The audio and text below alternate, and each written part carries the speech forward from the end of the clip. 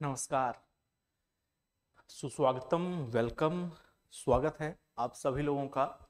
जुड़ते जाइए भैया सब लोग फटाफट से क्लास से। और मैं डीसी मिश्रा, आपका रीजनिंग एजुकेटर, करता हूं आप लोगों का स्वागत रीजनिंग एक्सप्रेस यूट्यूब चैनल पर, जहां पर आप लोगों के लिए रीजनिंग की कक्षा चल रही है यूपीपीएससी प्रीलिम्स सी सेट की तैयारी के लिए, जो कि 22 दिसंबर को प्रस्तावित है। आज 5 तारीख हो चुकी है और दिन कितने बचे आपके पास? 17। ठीक है, तो 17 दिन शेष। और भैया यदि अभी तक भी नहीं किए हो कुछ, समझ रहे हो, सी सेट की परीक्षा के लिए अभी तक भी कुछ नहीं किए हो, तो ये 17 दिन में जो बचे हैं इनमें कम से कम हिंदी और रीजनिंग पढ़ लो। और एक एक दिन में 2-2 3-3 क्लास पढ़ो अगर सी सेट का पेपर निकालना है। ठीक है, हिंदी भास्कर पे हिंदी और रीजनिंग एक्सप्रेस पे रीजनिंग, ये कम से कम 2 क्लास पर डे देखो। ठीक है, जो लाइव चल रही वो तो देखो ही देखो रोज वाली, और इसके अलावा पुरानी क्लासेस भी देखो, जिससे कि सी सेट आपका निकल सके। बस इन्हीं 2 सब्जेक्ट के भरोसे आपका सी सेट निकल जाएगा। ठीक है, तो चलिए बिना किसी देरी के आज के सत्र को शुरू करते हैं। नमस्कार विद्यार्थीगण, कृपया ध्यान दें। गाड़ी संख्या 09165 रीजनिंग एक्सप्रेस अपने निर्धारित समय 6:0 पर प्लेटफॉर्म क्रमांक YouTube पर आ चुकी है। जिन भी विद्यार्थियों को प्लेटफॉर्म क्रमांक YouTube से सरकारी नौकरी के मंजिल तक वाया यूपीपीएससी, यूपीट्रिपलएससी, एसएससी, रेलवे, बैंक, पुलिस इत्यादि स्टेशनों से होकर यात्रा करनी है, वे सभी इस ट्रेन में बैठ जाए। आप सबका स्वागत है। आइए चलते हैं और आज के सत्र के पहले क्वेश्चन से आज के सत्र की करते हैं शुरुआत। पहला क्वेश्चन आज के सत्र का, कथन दिया गया है और कार्रवाई दी गई है। तो कथन और कार्रवाई का क्वेश्चन हुआ, किसी वायरस की उपस्थिति के कारण क्षेत्र के तालाबों में बड़े पैमाने पर मछलियों की मृत्यु रिपोर्ट मिली है। ठीक, तो कोई एक क्षेत्र है और उस क्षेत्र के तालाबों में, किसी एक क्षेत्र की बात कर रहा है, और उस क्षेत्र के तालाबों में क्या हो रहा है कि किसी वायरस की उपस्थिति का कारण पता लगा है। कोई वायरस है उन तालाबों में और उन वायरस की वजह से क्या हो रहा है, मछलियों की मृत्यु रिपोर्ट मिली है, मछलियां मर रही हैं उस वायरस के कारण। ये हमारा स्टेटमेंट है। अच्छा, मैंने आपको बताया कि स्टेटमेंट यानी कथन और कार्रवाई क्या होता है, प्रॉब्लम और सॉल्यूशन। तो स्टेटमेंट में हमको प्रॉब्लम पता चल गई कि नहीं चल गई? क्या है कि मछलियों की मृत्यु हो रही है। किस वजह से हो रही है? किसी वायरस की उपस्थिति के कारण मछलियों की मृत्यु हो रही है। तो हमारा जो सॉल्यूशन होना चाहिए वो कैसा होना चाहिए कि तालाबों से ये वायरस खत्म हो जाए, मछलियों की मृत्यु पर रोकथाम हो सके। तो सॉल्यूशन क्या क्या दिए गए हैं? देखो 3 सॉल्यूशन दिए गए हैं। पहला सॉल्यूशन है कि वायरस का पता लगाने के लिए तालाबों के जल का तत्काल उपचार किया जाना चाहिए। ठीक है, वायरस का पता लगाने के लिए तालाबों के जल का तत्काल उपचार किया जाना चाहिए। ठीक, फिर कहता है कि तालाबों से मछलियों के पकड़ने की गतिविधि को, तालाबों से मछलियां पकड़ने की गतिविधि को अस्थायी तौर से प्रतिबंधित कर देना चाहिए।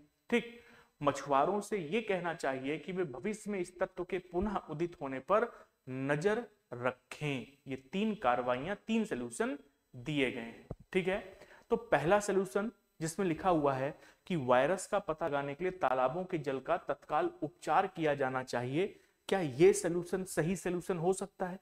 ठीक है, क्योंकि ये सेंस डेवलप कर रहा है कि वायरस का पता लगाने के लिए, जबकि तालाबों में वायरस की उपस्थिति पाई गई है ये तो पता ही चल गया है ना, लेकिन फिर भी देखो आगे लिखा है किसी वायरस की उपस्थिति के कारण। वो वायरस कौन सा है, कितना खतरनाक है, मछलियां तो मर गई वायरस की उपस्थिति के कारण, क्या ये वायरस इंसानों में भी फैल सकता है क्या, उस वायरस के बारे में पता लगाने की चर्चा कर रहा है। ठीक है, कि वायरस का पता लगाने के लिए तालाबों के जल का तत्काल उपचार किया जाना चाहिए, यानी ट्रीटमेंट करना चाहिए, पता लगाना चाहिए कि भैया ये वायरस कौन सा है। ठीक है, पता चल जाए तो इलाज किया जाएगा उसका। फिर तालाबों के जल का ट्रीटमेंट किया जाना चाहिए ताकि तालाबों के जल से वो वायरस खत्म हो सके। तो हमारी प्रायोरिटी यही होगी ना सोल्यूशन में कि आखिरकार यदि वायरस की उपस्थिति के कारण तालाबों में ऐसा हुआ है तो तालाबों से उस वायरस को खत्म किया जाए। तो पहला सोल्यूशन कैसा है, सही होगा। ठीक, फिर कहता है तालाबों से मछलियां पकड़ने की गतिविधि को अस्थायी तौर पर प्रतिबंधित कर देना चाहिए। भैया चूंकि वायरस की उपस्थिति के कारण लगातार मछलियां मृत हो रही हैं, मछलियों की मृत्यु की रिपोर्ट मिली है। ठीक, मान लीजिए मछुआरे तालाब में जाते हैं मछली पकड़ने के लिए, मछली पकड़ करके लाते हैं, वही मछलियां बाजार में बेचते हैं और लोग उन्हें खाते हैं। तो वो वायरस कैसा है, इंसानों के लिए हार्मफुल है या नहीं है, इसके बारे में तो कोई जानकारी है नहीं।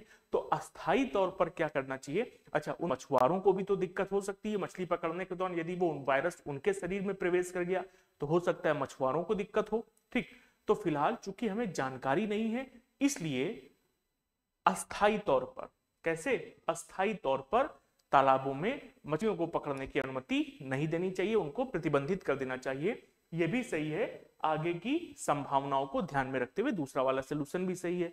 फिर तीसरा सलूशन कहता है कि मछुआरों से कहना चाहिए कि भविष्य में इस तत्व के पुनः उदित होने पर नजर रखें।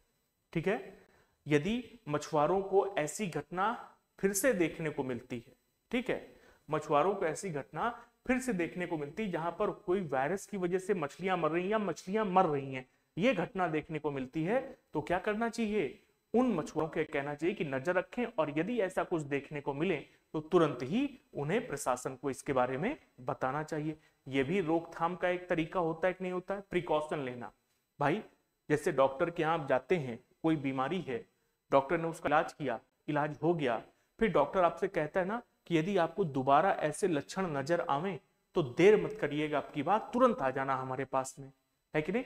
तो अगर तुरंत आ जाओगे तो रोकथाम जल्दी हो जाएगी, इलाज जल्दी हो जाएगा। ठीक, तो तीसरा वाला भी कैसा है, सही सलूशन है, यानी ऊपर दिए गए कथन के लिए तीनों ही कार्रवाइयां उचित रूप से प्रभावी हैं, और यदि प्रभावी हैं तो प्रश्न का उत्तर क्या आएगा, सभी सही हैं। Option number B is right answer of this question. ठीक है, आइए अगला क्वेश्चन क्या कह रहा है, कहता है यदि अंग्रेजी वर्णमाला के प्रथम अर्धांश को विपरीत अनुक्रम में लिखा जाए। ठीक, मैं क्वेश्चन पढ़ रहा हूं, आप लोग सॉल्व करिए इसको। अल्फाबेटिकल सीरीज ए से जेड तक होती है, चूंकि ए से जेड तक 26 अक्षर होते हैं तो उन 26 अक्षरों को यदि 13-13 अक्षर के दो हिस्सों में बांटा जाए तो ए से लेकर के एम तक के हिस्से को प्रथम अर्धांश बोलते हैं और एन से लेकर के जेड तक के अक्षरों को द्वितीय अर्धांश यानी सेकेंड हाफ सीरीज बोलते हैं। ठीक, तो कहता है कि वर्णमाला के प्रथम अर्धांश को विपरीत करके लिखा जाए तो बाएं से नवें के दाएं सातवें के बाएं आठवें के दाएं दसवें के बाएं नवा अक्षर कौन सा होगा। बहुत बढ़िया, बहुत शानदार। ठीक है, आओ हमारे साथ देखो, आप में से कईयों को ये प्रश्न नहीं आता होगा। ठीक, प्रथम अर्धांश को विपरीत तो हम बाद में करेंगे, पहले जो कंडीशन उसने दी उस कंडीशन को सॉल्व करते हैं। कहां से है कंडीशन, कहता है तो यहां से देखो, बाएं से नवें, लेफ्ट से नवें के दाएं सातवें के राइट में सातवें के बाएं आठवें के बाएं आठवें के दाएं दसवें के दाएं दसवें के बाएं नवा अक्षर के बाएं नवा अक्षर कौन सा होगा, यही पूछा ना। बाएं से नवें के दाएं सातवें के बाएं आठवें के दाएं दसवें के बाएं नवा अक्षर कौन सा होगा। ठीक, अल्फाबेटिकल सीरीज में लेफ्ट और राइट दे करके आपसे किसी पर्टिकुलर लेटर के बारे में वो जानना चाहता है। ठीक, तो अब इसमें क्या करते हैं, यदि अपोजिट एंड होता है, अपोजिट एंड का मतलब यदि लेफ्ट राइट या राइट लेफ्ट दिया है तो क्या करोगे, ऐड कर दोगे, और यदि सेम एंड होता है, राइट राइट हो या लेफ्ट लेफ्ट हो तो क्या करते हैं, माइनस कर देते हैं हमेशा। ठीक है, हमेशा ही ऐसा करते हैं। तो भैया जरा इसको देखेंगे, ये क्या है, लेफ्ट और राइट दिया गया है कि नहीं, सीरीज बन गई है। ये लेफ्ट से चलना स्टार्ट करना है तो काउंटिंग भी कहां से करोगे, लेफ्ट से, सीरीज बन गई है, लेफ्ट से राइट जोड़ेंगे, फिर जो आएगा उससे लेफ्ट और लेफ्ट जोड़ेंगे, तो लेफ्ट से 9 और राइट से 7, अपोजिट है ना, जोड़ने पर कितना मिलेगा, 9 7 16, तो कितना मिला 16। और चूंकि स्टार्ट कहां से कर रहे हो, एल यानी लेफ्ट से, तो ये क्या हो जाएगा, लेफ्ट से 16 हो जाएगा। ठीक, अच्छा लेफ्ट से 16 होने के बाद अगला क्या होगा, अगला किसको ऐड करोगे, अगला ये ऐड होगा।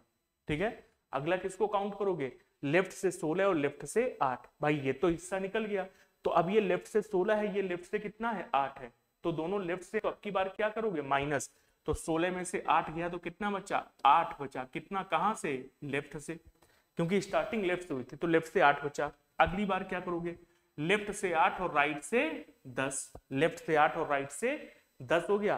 तो भैया लेफ्ट से 8 और राइट से 10 अपोजिट है, 10 + 8 कितना होगा 18। तो अब की बार मिलेगा आपको लेफ्ट से 18। ठीक है, लेफ्ट से कितना मिलेगा 18 मिलेगा। और फिर अगली बार जब आप जाओगे तो क्या मिलेगा, लेफ्ट से 9 और लेफ्ट से 18, लेफ्ट से 9 और लेफ्ट से 18। अब ये काउंट करना है ना, तो लेफ्ट से 18 है और लेफ्ट से ही कितना है 9 है। माइनस करो क्योंकि सेम एंड है, माइनस करेंगे तो कितना आ जाएगा, 9 18 में से 9 गए तो 9 बचेगा, यानी लेफ्ट से 9। ये फाइनल हमारा आंसर आएगा। ठीक है, ये फाइनल कितना आएगा, हमारा आंसर आएगा। ठीक, लेफ्ट से 9 राइट से 7, पहले इन दोनों को किया तो कितना आ गया, 9 7 16 आ गया। फिर 16 में से 8 को घटा दिया तो कितना बचा, लेफ्ट से 8, फिर लेफ्ट से 8 राइट से कितना था 10, इन दोनों को आपस में जोड़ेंगे तो कितना आ गया 18, और 18 में से 9 को घटाएंगे तो 9, यानी फाइनली बाएं से 9वें स्थान पर कौन सा अक्षर आएगा हमको पता करना है। ठीक, बाएं से 9वें स्थान पर। अब बाएं से 9वें स्थान पर पता तो करना है, लेकिन उसने हमसे क्वेश्चन में एक और बात कही है। क्या कहा है क्वेश्चन में, कहता है यदि अंग्रेजी वर्णमाला के प्रथम अर्धांश को विपरीत अनुक्रम में लिखा जाए। ठीक, तो मैंने आपको बताया कि प्रथम अर्धांश क्या होता है, ए से लेकर के एम तक की सीरीज, ये होता है प्रथम अर्धांश। ठीक है, 1 से लेकर के 13 तक। इसको विपरीत करके लिखने का मतलब क्या है, इसको विपरीत करके लिखने का मतलब है कि जैसे अभी हम a को 1 दे रहे हैं और m की प्लेस वैल्यू 13 और आगे n स्टार्ट हो जाएगा। ठीक, तो इसको विपरीत करने का मतलब है कि अब m और a आपस में पलट जाए। ठीक, तो पलटने का मतलब है कि m को वैल्यू 1 देंगे और a को वैल्यू 13। तो भैया पलट करके लिखने की कोई जरूरत नहीं है।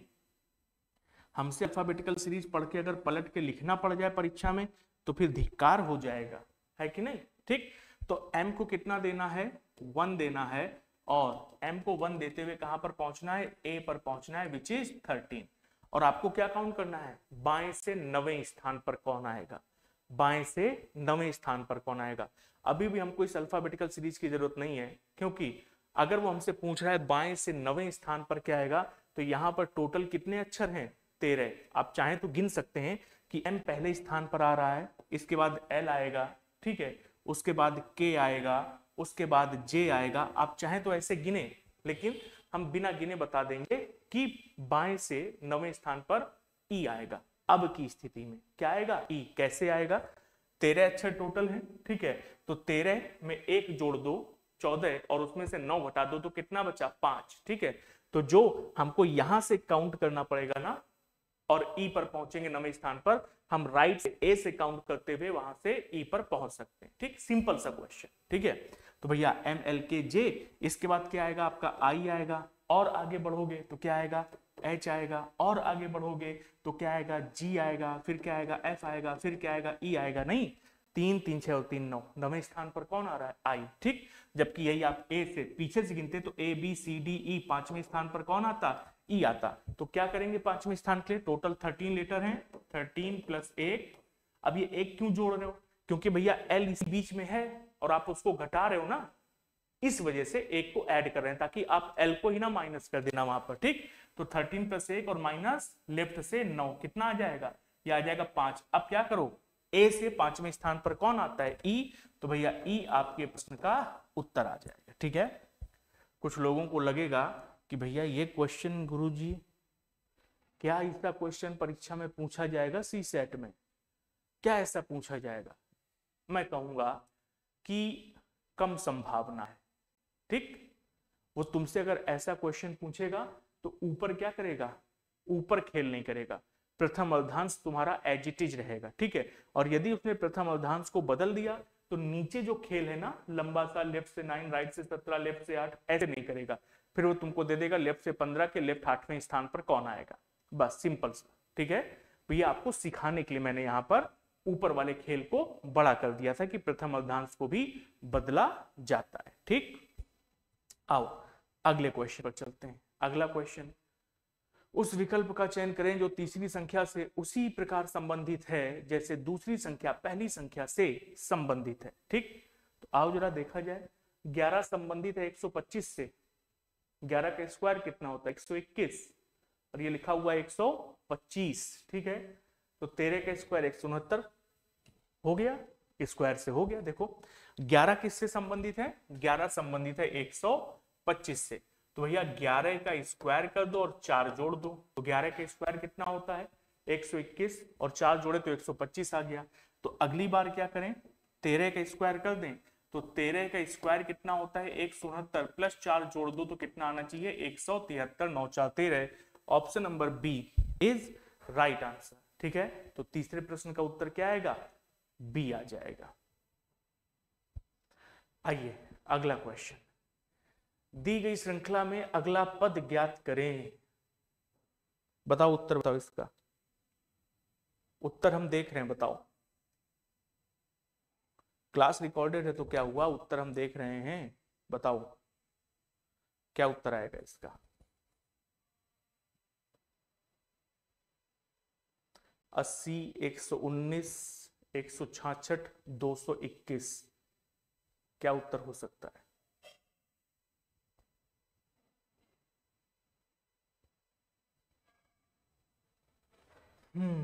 मल्टीप्लिकेशन तो भैया देखो चलने से रहा। ठीक है, और मल्टीप्लिकेशन अगर नहीं चल रहा है तो एक बार ब्रेक कर लेते हैं जरा। ब्रेक करने पर क्या कुछ मिलेगा, 80 से 119 कितने का अंतर है 39 का, 119 से 166 कितने का अंतर है 20, और 46 से 47 का। ठीक है, और यहां पे कितने का अंतर है 66 से 221, 34 और 20, 54, 55 का अंतर है। ठीक है, तो क्या चल रहा है 39 से 47 8 का अंतर है, 47 से 55 8 का अंतर है, तो अगली बार भी अंतर 8 का होना चाहिए कि नहीं होना चाहिए। तो 55 8 कितना होता है 63, और 221 में से यदि 263 को जोड़ा जाए तो कितना आएगा 284। ऑप्शन नंबर सी, बहुत आसान क्वेश्चन हुआ है, बहुत ही आसान। 284 is only right answer of this question. यहां पर क्या चल रहा है 8 8 एंड 8। ठीक, आओ अगला क्वेश्चन पकड़ा जाए। क्या कह रहा भैया अगले क्वेश्चन में, आकृति एक्स में दिए गए पैटर्न में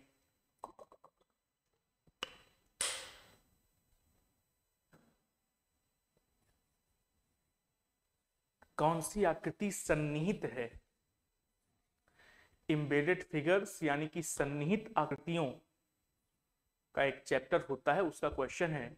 एक प्रश्न आकृति देखो हम लोगों को दी गई है। ठीक है, और ये जो प्रश्न आकृति हम लोगों की है, इस प्रश्न आकृति में नीचे दिए गई विकल्प आकृतियों में से कौन सी आकृति इस प्रश्न आकृति में छिपी हुई है, ये हमको बताना है। ठीक, कैसे बताएंगे, क्या ऑप्शन नंबर ए वाली आकृति विकल्प आकृति में छिपी है, कहीं पर हो सकता है ऐसा। ये आकृति मिल रही है, तो देखो ये आकृति जो है वो यहां पर मिल सकती है क्या, नहीं। ये देखो ये किनारे से नहीं गई है, ये बीच से, ये किनारे को छोड़ दिया है, और ये एकदम किनारे से गई ना, तत् ए नहीं मिलेगी, ए वाली आकृति नहीं मिलेगी। ठीक है, बी वाली आकृति मिल सकती है किसी प्रकार से,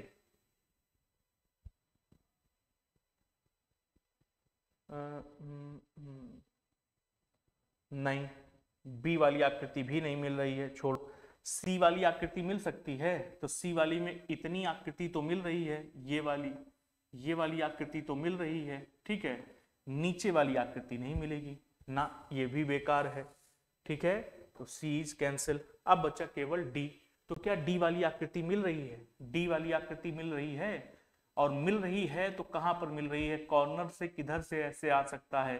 ठीक, ऐसे दिवाली में ऐसी एक झालर होती है ना, घरों में टांगते हैं लोग दिवाली में, सब बल्ब के आस अंदर बल्ब लगा रहता है, वैसे कुछ आकृति है। ये आकृति देखो भैया यहां नहीं मिल रही क्या, देखो ये आकृति, ये वाली देखना, ये हो गया। ठीक है, इसके बाद हम ये लंबी वाली जो लाइन है, ये लंबी वाली लाइन हो जाए और फिर ये मिल जाए, तो देखो इसको अगर पलट करके रखेंगे तो यही आकृति मिलेगी कि नहीं मिलेगी, है ना।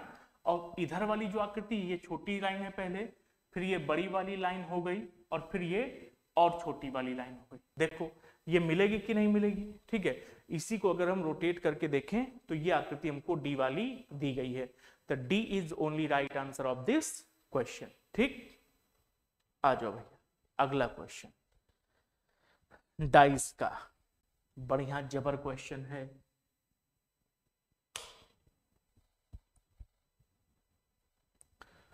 एक पासे की दो स्थितियां दी गई हैं ए और बी, उसके बाद उसी पासे की एक और स्थिति दी गई है सी। ठीक, जिसमें एक संख्या लुप्त है, ऊपर दिख रहा होगा क्वेश्चन मार्क है, उस लुप्त संख्या को बताइए कि उस लुप्त संख्या पे क्या आएगा। तो जब भी डाइस का ऐसा क्वेश्चन आ जाए, मिसिंग डाइस का क्वेश्चन आ जाए कि उसने आपको क्या दी है, 3 डाइस दी हैं और 3 डाइस में सारे फेसेस दिए हुए हैं, लेकिन तीसरी वाली डाइस में एक फेस में क्वेश्चन मार्क बना दिया, तो ऐसी स्थिति में क्वेश्चन मार्क के स्थान पर क्या आएगा, कैसे पता किया जाता है, एक सिंपल सी ट्रिक बता रहे हैं आपको, समझना। जब तीसरी वाली डाइस में क्या आएगा ये पता करना हो, तो ये जो ए वाली डाइस और बी वाली डाइस है ना, इनमें खेल होता है। देखो इनमें कोई एक फेस कॉमन होगा, 5 1 3 6 2 और 1, देखो एक यहां पर भी है ना और एक यहां पर भी है, एक फेस कॉमन है। तो ये जो कॉमन फेस है, यहां से जरा चलना शुरू करो, जरा एक से क्लॉकवाइज चलो, तो पहले क्या मिलेगा 3 और फिर क्या मिलेगा 5। तो इस 3 को और इस 5 को इस तरह से लिख लो, पहले 3 और फिर राइट से लेफ्ट की ओर, कहां से, राइट से लेफ्ट की ओर 3 लिखा फिर 5 लिखा। ठीक, ये पहला एक, यहां से जरा क्लॉकवाइज चलो, पहले 6 मिलेगा फिर 2, तो क्लॉकवाइज लिखो, पहले 6 लिखो फिर 2 लिखो, लिख लिया। 3 5 पहले लिखा, 6 2 बाद में लिखा। ठीक, अब क्या बचा, कॉमन क्या था 1, तो जो कॉमन आपने दिया था उसको ऊपर क्यों लिख दिया, ये हो गया 1। अब देखो ये ओपन डाइस जैसा बन गया ना, और ओपन डाइस में अल्टरनेट फेसेस क्या होते हैं, अपोजिट, यानी 3 से अगर शुरू करोगे तो 5 को छोड़ो 6, 3 और 6 अपोजिट हैं, तो 5 और 2 अपोजिट हैं, तो क्या बचा 1 और क्या बचा 4 बचा ना, तो 1 और 4 अपोजिट हो जाएंगे। इस तरह से हो गए कि नहीं हो गए। ठीक, देखो ये सभी फेस निकल करके आ गए। अब जरा इस वाली डाइस में आओ, इस सी वाली डाइस में क्वेश्चन मार्क 3 और 2, क्या लिखा हुआ है, क्वेश्चन मार्क 3 और 2। अब इसमें से हमको पता करना है कि आखिरकार भैया क्या आएगा, 3 2 और क्वेश्चन मार्क, 3 2 और क्वेश्चन मार्क। ठीक है, अब समस्या ये है कि जैसे ये 2 है, इस 2 से अगर हम चलते हैं 3 की ओर, ठीक है, कहां चलते हैं 3 की ओर, अगर इस 2 से हम 3 की ओर चलते हैं, ठीक है, तो 2 से 3 की ओर चलने पर बीच में क्या आ रहा है, क्वेश्चन मार्क आ रहा है कि नहीं आ रहा है। तो ऐसा महसूस होता है कि 2 तो भैया यहां पर है और 3 एकदम किनारे पर है। ठीक है, 2 यहां पर है और 3 एकदम किनारे पर है, तो कहां से चला जाए। अब अगर हम ऐसे चलते हैं कि 2 से 1 और 3, इतना लंबा थोड़ी घूम रहे हैं, 2 से 1 और 3 इतना लंबा तो घूम ही नहीं रहे हैं। ठीक है, और अगर इतना लंबा नहीं घूम रहे हैं तो भैया क्या किया जाए इसमें। ठीक है, 2 और 1, ठीक, इतना लंबा, अच्छा यही यहां जैसे 3 लिखा है 6 लिखा होता तो हम 3 6 ऐसे करके लिखा होता, हम सीधे सीधे घूम जाते। अब यहां पर ये कंफ्यूज पैदा कर रहा है कि 2 1 3 जाए या 3 4 2 जाए। तो भैया देखो सिंपल सा फंडा है, आपको 3 से 2 जाना है ना। ठीक है, अगर 3 से 2 जाना है और आगे क्वेश्चन मार्क आएगा तो 3 से 2 और क्वेश्चन मार्क, तो देखो 2 ये है 3 ये है, 3 से 2 और क्वेश्चन मार्क, तो भैया 3 से सीधा 2 मिला और क्वेश्चन मार्क की संख्या तो बीच में आपको मिल गई। क्या बीच वाली संख्या को लोगे क्या? नहीं, 3 से डायरेक्टली 2 जाना है। जैसे यहां पर 2 से 3 जाना है तो 2 से 3 गए और बीच में क्या मिला? 1। तो 2 से 3 गए तो बीच में 1 मिल गया, यहां पर क्या आ जाएगा? 1 आ जाएगा। सिंपल सा खेल हो गया। ऑप्शन में देखो ये दिया हुआ है 1, बी इज राइट आंसर। जब भी ऐसा क्वेश्चन आए बस ऐसे ही बनाना, कोई एक फेस कॉमन होगा, बनाना, उस कॉमन फेस को पकड़ना, लेफ्ट टू राइट लिखना, लेफ्ट टू राइट लिखने के बाद यहां पर आना, देखो 2 क्वेश्चन मार्क 3 है, ये 2 लिखा है, ये 3 लिखा है, 2 से 3 जाओगे तो ऊपर से जाओगे, ये 1 बीच में मिलेगा, उसको बैठा दो यहां पर, काम खत्म, बस हो गया। ठीक, आओ अगला क्वेश्चन। दी गई आकृति में कितने त्रिभुज हैं? दी गई आकृति में कितने त्रिभुज हैं? आओ जरा इसको देखो भैया, दी गई आकृति में कितने त्रिभुज हैं? बताओ क्या उत्तर आएगा? आपसे जानना चाहेंगे इसका उत्तर।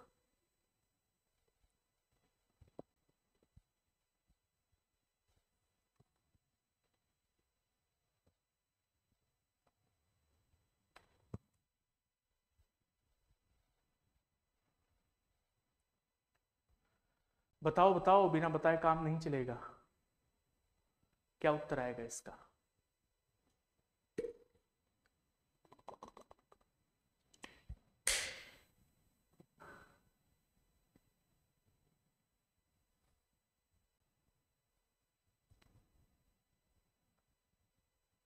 आओ देखो, दी गई आकृति में कितने त्रिभुज हैं।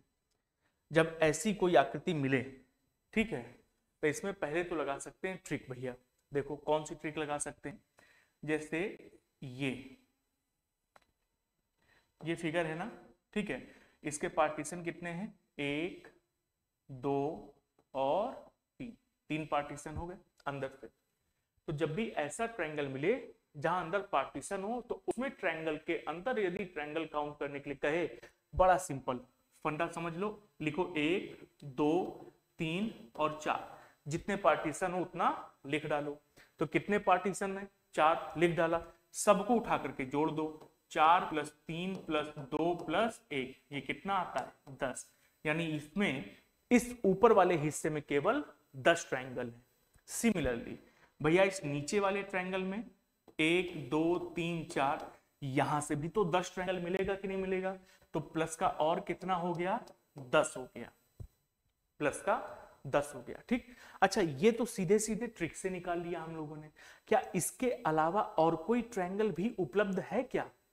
और कोई ट्रायंगल उपलब्ध है? तो अगर आप ध्यान से देखेंगे तो मैं आपको दिखाता हूं कि और कौन कौन से ट्रायंगल उपलब्ध हैं।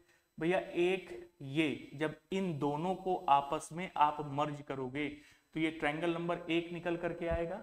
ठीक, सिमिट्रिकली ये भी तो वैसा ही ट्रायंगल निकल करके आएगा ना, ट्रायंगल नंबर 2, तो प्लस का 2 और कर दिया। ठीक, जैसे ये निकाला है वैसे ही भैया ये भी तो एक ट्रायंगल निकल करके आएगा ना, ट्रायंगल नंबर 1, और सिमिलरली ये भी एक ट्रायंगल निकल के आएगा, ट्रायंगल नंबर 2, तो प्लस का 2 और ऐड कर दिया। अब मुझे बताओ कि क्या इसके अलावा और कोई ट्रायंगल यहां पर आपको नजर आ रहा है? नहीं है ही नहीं, तो नजर कैसे आएगा? तो 20 और 4 कितना हो गया? 24। टोटल ट्रायंगल कितने मिलेंगे? 24 मिलेंगे। D is right answer of this question. ठीक है, अगला क्वेश्चन। एक व्यक्ति 3 किलोमीटर चलता है, फिर दाएं मुड़ता है 5 किलोमीटर चलता है, बाएं मुड़ता है 4 किलोमीटर चलता है, लेकिन एक व्यक्ति 3 किलोमीटर किस दिशा में चलता है ये तो बताया ही नहीं। और यदि नहीं बताया तो पक्का देखना वो पूछ रहा होगा कि उसने चलना कहां से शुरू किया। हाँ देखो, कहता है यदि व्यक्ति अब पश्चिम दिशा की ओर उन्मुख है तो आरंभ में उसने किस दिशा में चलना शुरू किया था। यहां पर एंड पॉइंट की डायरेक्शन दी है, स्टार्टिंग पॉइंट की डायरेक्शन जानना चाहता है। जनरली क्या करते हैं, स्टार्टिंग पॉइंट की दे करके एंड की पूछते हैं, लेकिन आसान क्वेश्चन क्या करना है, अगर उसने स्टार्टिंग की डायरेक्शन हमको नहीं बताई है कि कहां से चलना शुरू करना है, कहां से चलना शुरू किया था, तो कहीं से भी चलना शुरू कर दो और फिर अंत में उसको प्रश्न के अनुसार ढाल लेंगे। ठीक, जैसे मैंने अज्यूम किया, मैंने माना कि एक व्यक्ति 3 किलोमीटर चलता है तो उत्तर दिशा की ओर चलना उसने शुरू किया होगा। तो भैया 3 किलोमीटर उत्तर दिशा की ओर चलवा दिया। ठीक, उत्तर दिशा की ओर 3 किलोमीटर उसने चला होगा। कहता है फिर दाएं मुड़ता है और 5 किलोमीटर चलता है। यहां से कहां मुड़ा? अपने दाईं ओर मुड़ा। कितना चला? 5 किलोमीटर। दूरी से ज्यादा कोई मतलब नहीं पड़ेगा क्योंकि हमको फाइनल डायरेक्शन बतानी है। ठीक है, फिर कहता है बाएं मुड़कर 4 किलोमीटर चलता है। तो यहां से कहां मुड़ा है? अपने बाएं मुड़ा है 4 किलोमीटर। ठीक, अभी इसकी शॉर्ट ट्रिक भी बताते हैं। ठीक है, कहता है फिर से दाएं मुड़ करके 6 किलोमीटर चलता है। तो भैया वापस कहां मुड़ा? दाईं ओर 6 किलोमीटर चला। ठीक, कहता है इसके बाद 3 बार क्रमागत रूप से बाएं मुड़ता है और 7 किलोमीटर, 15 किलोमीटर और 4 किलोमीटर चलता है। ठीक है, 3 बार बाएं मुड़ता है। ठीक है, पहली बार बाएं मुड़ता है तो 7 किलोमीटर की दूरी तय करता है। दोबारा बाएं मुड़ता है तो 15 किलोमीटर की दूरी तय करता है और तिबारा बाएं मुड़ता है तो 4 किलोमीटर की दूरी को तय करता है। और कहता है अब वह व्यक्ति पश्चिम दिशा की ओर उन्मुख है। अब वो व्यक्ति कहां जा रहा है? प्रश्न के अनुसार ये पश्चिम दिशा है। प्रश्न के अनुसार ये पश्चिम दिशा है। भैया अगर प्रश्न के अनुसार ये पश्चिम है तो ऊपर कौन सी दिशा होगी? पूर्व। ठीक है, और पूर्व के लेफ्ट हैंड साइड में उत्तर दिशा होती है, राइट हैंड साइड में दक्षिण दिशा होती है। तो हम जब चले थे स्टार्टिंग पॉइंट से तो हमारे क्वेश्चन के अनुसार ये ऊपर तो उत्तर दिशा होती है, लेकिन यहां पर क्वेश्चन के एंड तक आते आते डायरेक्शन चेंज हो गई कि नहीं? तो क्या करना पड़ेगा? क्वेश्चन की एंड पॉइंट के आधार पर डायरेक्शंस को चेंज कर लेना। ठीक है, जैसी एंड पॉइंट की डायरेक्शंस हैं वैसी ही डायरेक्शन को ड्रॉ कर लो। कहां पर? स्टार्टिंग पॉइंट पर। तो ये कौन सी दिशा निकल करके आ रही है? पूर्व, ये पश्चिम, ये नॉर्थ, ये साउथ। एरो किधर बना हुआ है? ये कहां से चलना शुरू किया था? पूर्व दिशा की ओर चलना उसने शुरू किया था। ये हमारे प्रश्न का उत्तर आ जाएगा। ठीक, पर ये थोड़ा सा लेंदी है ना, क्योंकि कई बार घूमा है वो इधर से उधर। इसको शॉर्टकट से करेंगे तो कैसे करेंगे? शॉर्टकट वाला तरीका बताया है जिसमें केवल आपसे दिशा पूछ रहा हो। ठीक, जैसे मैंने अज्यूम किया कि व्यक्ति ने उत्तर दिशा की ओर चलना शुरू किया है। क्या अज्यूम किया? कि व्यक्ति ने उत्तर दिशा की ओर चलना शुरू किया। अब उत्तर दिशा की ओर चलना शुरू करने के बाद कहां कहां गया है? कहता है पहले राइट मुड़ता है, फिर लेफ्ट मुड़ता है, फिर राइट मुड़ता है, फिर 3 बार लेफ्ट मुड़ता है। ठीक है, यही गया है कि नहीं गया है? पहले राइट, फिर लेफ्ट, फिर राइट और फिर 3 बार लेफ्ट। ठीक, तो भैया राइट लेफ्ट का एक कॉम्बिनेशन ये गया, राइट लेफ्ट का एक कॉम्बिनेशन ये गया। 2 बार लेफ्ट मुड़ा है ना? 2 बार लेफ्ट मुड़ा है। पहला लेफ्ट हुआ ये और दूसरा लेफ्ट हुआ ये। हुआ कि नहीं हुआ? अब प्रश्न के अनुसार ये कौन सी दिशा है? पश्चिम दिशा, यानी कि ये वेस्ट डायरेक्शन है। अगर प्रश्न के अनुसार ये वेस्ट है तो ऊपर क्या होगा? ईस्ट होगा। ठीक, अब हम जब चले तो हमारे लिए तो ये उत्तर थी, तो हम प्रश्न के अनुसार क्या करें? इस दिशा को अपने चेंज कर लें। तो चेंज कर लिया कि नीचे वेस्ट आएगा, ऊपर ईस्ट, इधर नॉर्थ और इधर साउथ। तो कौन सी डायरेक्शन है? ईस्ट। पूर्व is right answer of this question है। ये बहुत जबरदस्त ट्रिक है हमारी। पूरा क्वेश्चन जो समय बर्बाद करता है उसको चुटकियों में सॉल्व करके आंसर दे देता है। ठीक, आओ भैया, निम्नलिखित आरेखों में से एक को चुनना है जो कि प्रश्न में दी गई 3 वस्तुओं के मध्य सही संबंध को दर्शाता है। 3 वस्तुएं कौन सी दी गई हैं? समचतुर्भुज, चतुर्भुज और बहुभुज। Rhombus, quadrilateral, polygon. अच्छा, बहुभुज का मतलब क्या हुआ? जिसमें एक से अधिक भुजाएं हों। समचतुर्भुज और चतुर्भुज।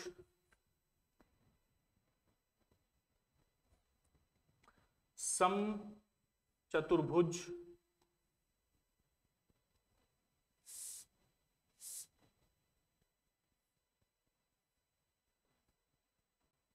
ठीक है, ये हमारा समचतुर्भुज हो गया। जितने भी समचतुर्भुज हैं वे सारे के सारे चतुर्भुज होंगे, चाहे मैं स्क्वायर बनाऊं, चाहे मैं रेक्टेंगल बनाऊं या कोई और आकृति बना दूं मैं। ठीक है, ये सारे के सारे क्या होंगे? चतुर्भुज होंगे। ठीक, बहुभुज का मतलब क्या हुआ? एक से अधिक भुजाएं हैं। तो इससे तो ये निकल करके आ रहा है भैया कि जितने भी समचतुर्भुज हैं वो सारे के सारे चतुर्भुज होंगे। हैं, जितने भी समचतुर्भुज हैं वे सारे के सारे क्या होंगे? चतुर्भुज होंगे। और जितने चतुर्भुज हैं वे सारे के सारे बहुभुज होंगे। है ना। अगर ये संबंध निकल करके आए तो प्रश्न का सबसे सटीक उत्तर कौन सा हो सकता है? प्रश्न का सबसे सटीक उत्तर होगा ऑप्शन नंबर ए। ठीक, जहां पर अंदर क्या आएगा? रोम्बस। जितने भी रोम्बस होते हैं वे सभी के सभी क्वाड्रिलेटर होते हैं, और सभी क्वाड्रिलेटर क्या होते हैं? बहुभुज होते हैं, polygon. A is right answer. ठीक है, अगला क्वेश्चन। प्रश्न आकृति में दिए गए विकल्पों में से आकृति का चयन करें जो आकृति डी की खाली जगह में रखे जाने पर पैटर्न को पूरा करेगा। अच्छा, आओ जरा भैया देखा जाए क्या चल रहा है।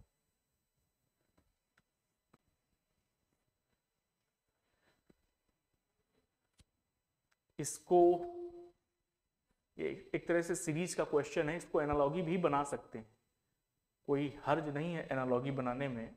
जैसे अगर हम इस आकृति को देख रहे हैं, ठीक है, तो इस आकृति में एक बाहर आकृति है, एक अंदर आकृति है। अगर बाहर वाली आकृति को अगर हम समझने का प्रयास करते हैं तो बाहर वाली आकृति इस तरफ इसका मुंह खुला हुआ है, ठीक है, और अगर हम ए से पहुंचना चाहते हैं तो पहले इधर घूमें 90 डिग्री और फिर 45 डिग्री और घूमें, ठीक है, तो 135 डिग्री।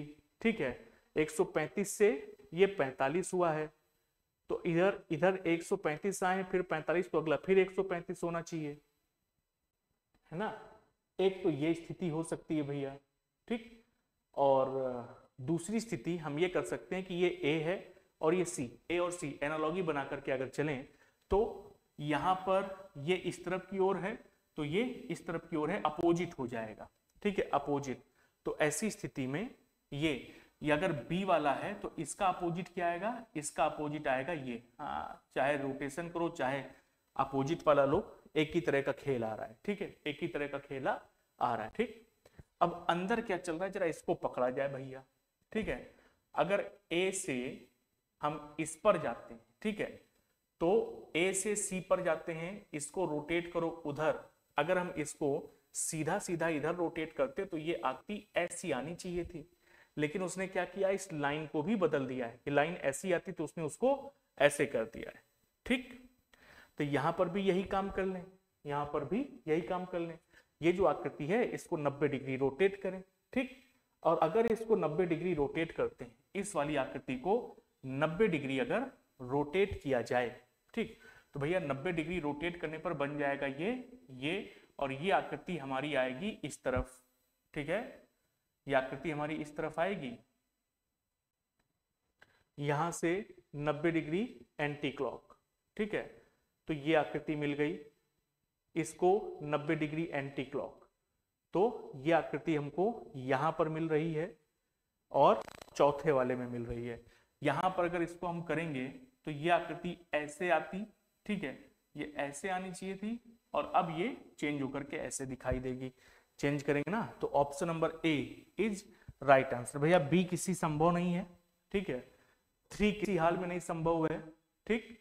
और इसको जब हम रोटेट कर रहे हैं, ठीक है, इसको एक बार फिर से समझ लो, इसको अगर हम रोटेट करेंगे, आपको कंफ्यूजन हो रहा होगा अभी, इसको यदि हम रोटेट करेंगे तो इस आकृति को रोटेट करने पर हमको ये ऐसी आकृति मिलेगी कि नहीं मिलेगी, और ये सीधी सीधी ऐसी मिल जाएगी फिर। लेकिन जैसे यहां वाली लाइन को चेंज किया गया था जस्ट अपोजिट, यहां की भी लाइन को चेंज करें कि नहीं करें, तो ये लाइन जो ऐसे इसको वर्टिकल कर देंगे, इसलिए चौथे वाली आकृति भी गलत होगी और केवल पहली आकृति को इसका उत्तर मानेंगे हम, ठीक। अगला क्वेश्चन क्या है?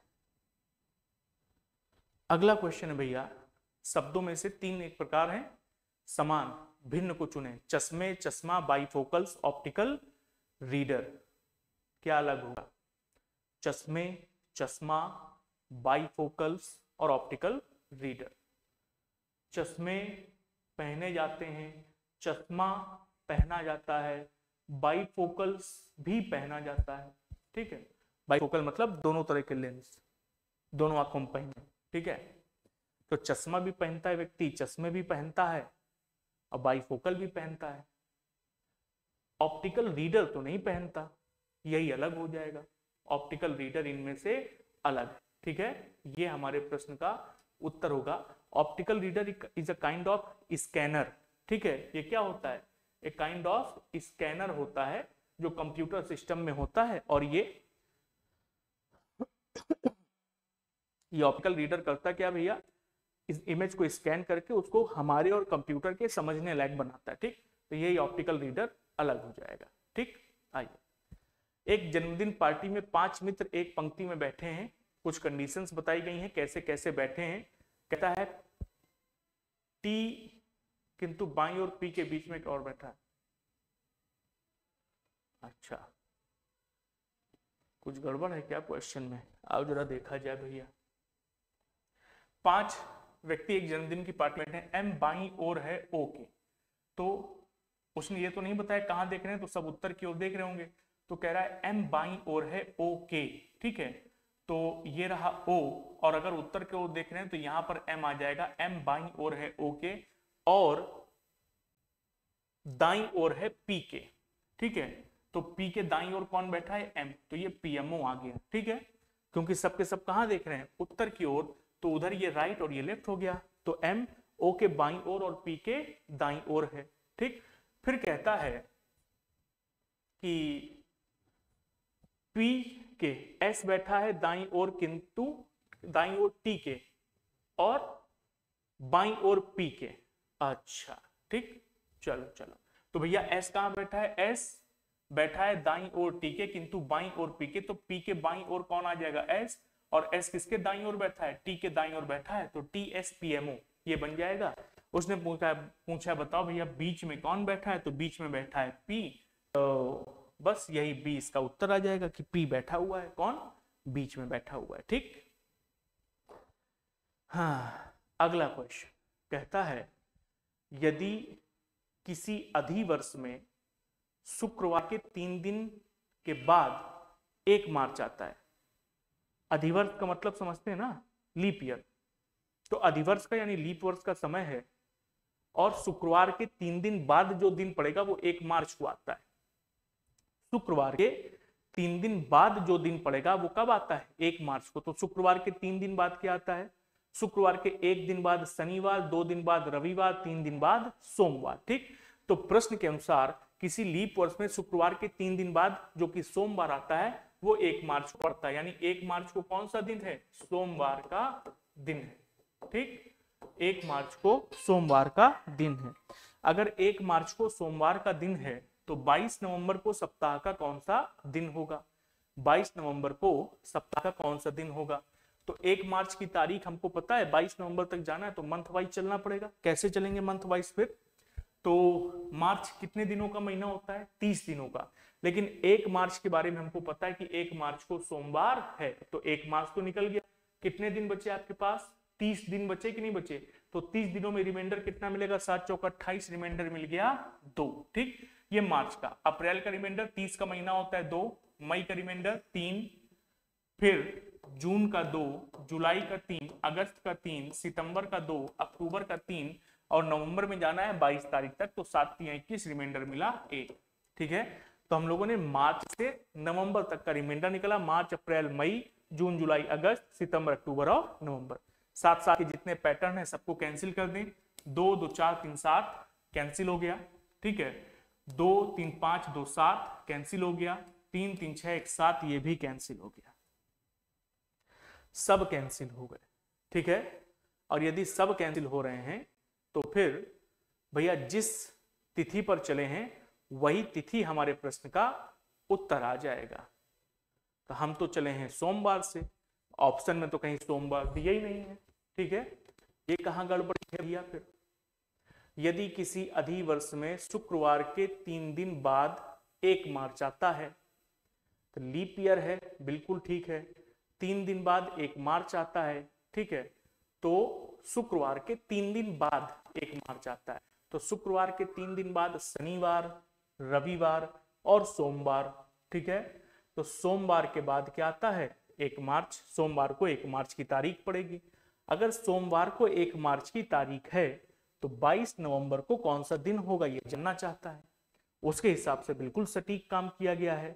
ठीक है, उसके हिसाब से बिल्कुल सटीक काम है कि 1 मार्च को यदि सोमवार है तो 22 नवंबर को कौन सा दिन होगा। मार्च का रिमाइंडर 30 दिन बचे, और 30 दिन के हिसाब से रिमाइंडर 2, अप्रैल का, मई का, जून का, जुलाई अगस्त, सितंबर का, अक्टूबर का और नवंबर का 1। सारी चीजें सही लिखी हैं। 2 2 4 3 7, 2 3 5 2 7 3 3 6 7, सब कुछ सही है। रिमाइंडर 0 ही आएगा, कहीं कोई गड़बड़ी नहीं है। और फिर इस प्रश्न का उत्तर क्या होना चाहिए? सोमवार ही होना चाहिए। ठीक है, ये ऑप्शन में गड़बड़ी है। ठीक, चल अगला क्वेश्चन क्या आएगा? किसी विशेष कूट भाषा में राज को 87 के रूप में और गीता को 148 के रूप में लिखा जाता है, तो उसी भाषा में वरुण को कैसे लिखा जाएगा?